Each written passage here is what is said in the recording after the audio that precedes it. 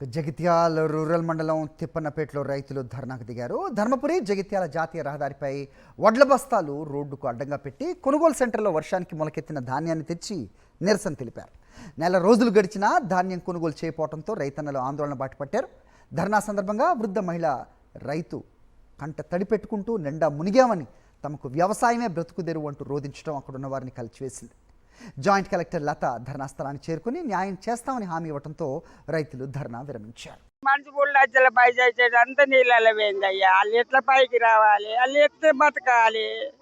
మొలకాయ మొలిచి దాన్ని మోసుడు, కోసిపిచ్చుడు, కలుపుడు, మన్ను మశానం, లారీలు వస్తే నోకియాలి. కానీ ఇంత పాప లారీలు ఒక్కటైతే పోతాయి. ఇవన్నీ 3 రోజులు ఉంది. తిర్రమ్మ రేతన్న మొత్తం మొలకలు వచ్చినాయి.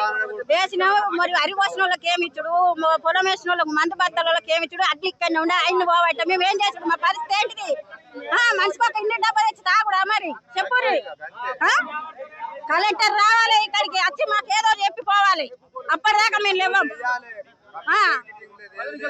మేము ఈడికి కిలో